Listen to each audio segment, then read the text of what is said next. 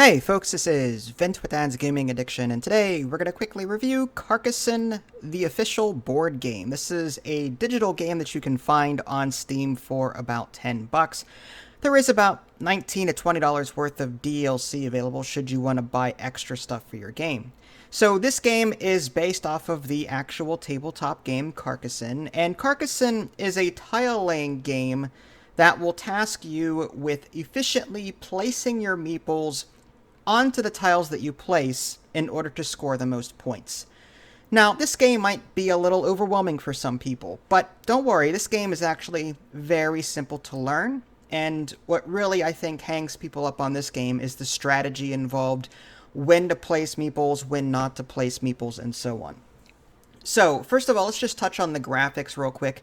Very gorgeous to look at. As you're laying down these tiles and forming the city, it looks fantastic. You can zoom in and out, which is great.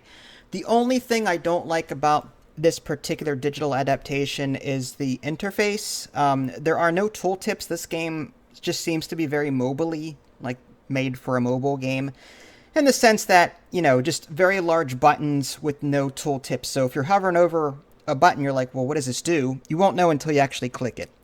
So that's one thing I would like to see, but this game is 4 years old at this point, so I highly doubt that Asmodee is going to make any changes to it, or at least the developer Artifacts.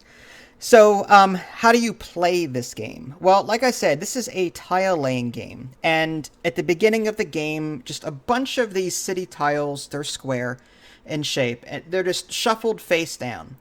On a player's turn, they're going to draw one at random. That's it. They don't have a hand or anything. They just draw one from this face-down stack, and then they place it next to an existing tile. Now, you have to adhere to certain placement rules, like, you know, you just can't have a road leading to nowhere. So if you have a tile and you rotate it in such a way where you put the grass down next to a road, it's not going to work. Roads need to connect to roads. Grass typically needs to connect to grass. If there's castles on the table, you have to make sure the castle walls align in certain ways. There's some placement rules, but after you place this tile next to an adjacent tile, you have the option to place down meeples, and this is the hallmark of the game. This is how you score points. Whenever you put a tile down, you have the option to put a meeple down on that tile only. If you pass on putting a meeple down, a meeple is just a little person piece, okay? They're called meeples, like people. But anyway, if you pass on putting one of your meeples down on that tile, you can no one can place a meeple there in the future. You can only put a meeple down on the tile that you're placing. That's it. So if a tile is empty, it's never going to see a meeple ever again. Whenever you put a meeple down on that tile, you can use it in a couple of different ways. You can put it on a road, and that meeple will act like a thief. If the road is ever completed, meaning that there's a definitive beginning and a definitive end, then you can remove your meeple from the board, take it back into your collection. You've got 6 that you start the game with, and you score points. I think it's like 1 or 2 points for every road. I don't remember off the top of my head, but you score points for every road tile, every road piece along that route. So the longer the road, the more points you get. You can take the meeple back, and you can use it for later if you want to.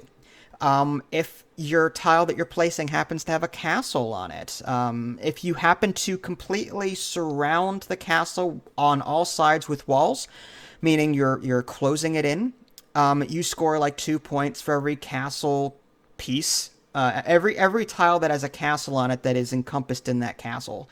If there are any shields, blue and white shield icons on it, those are extra points.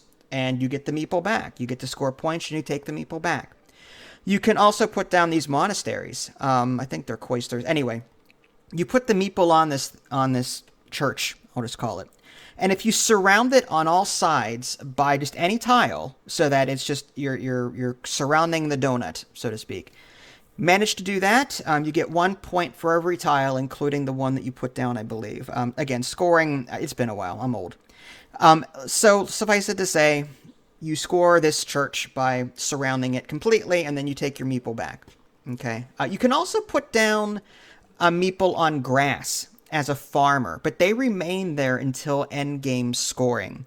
And I'll touch on end game in a little bit. Once all of the tiles have been placed, okay, then end game scoring occurs. And people still earn points for the meeples that they didn't score, meaning they didn't take back into their little personal inventory.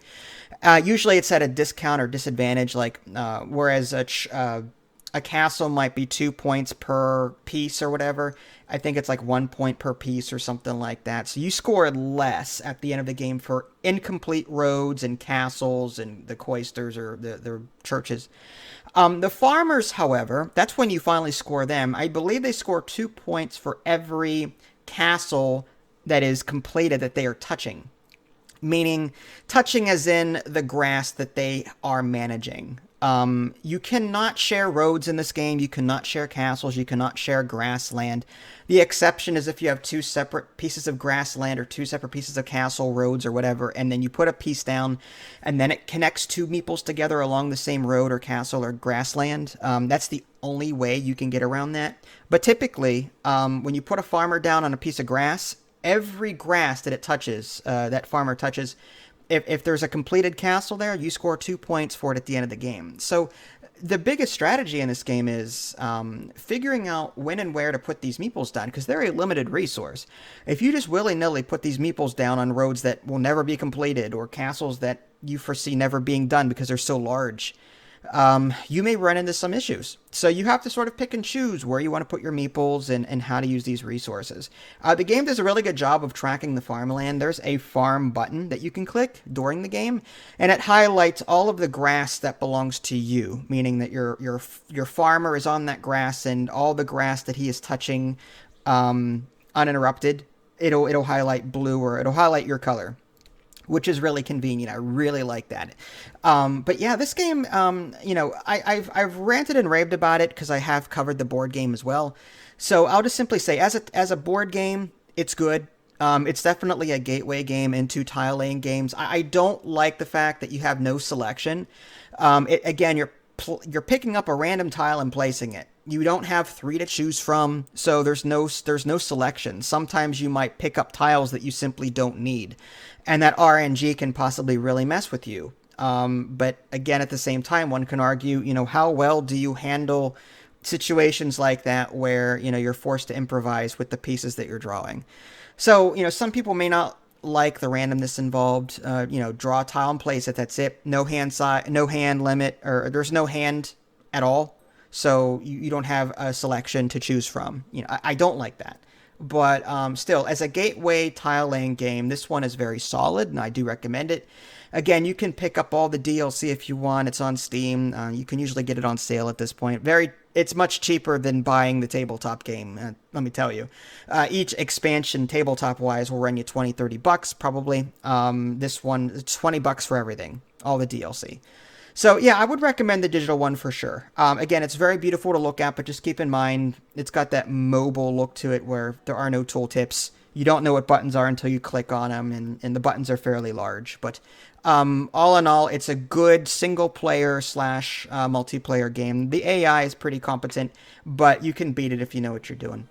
If you guys haven't already, subscribed to me on Twitch and YouTube. That way you can stay up to date with any new content I happen to publish. This is Vince. Thanks for watching, and I'll catch you next time.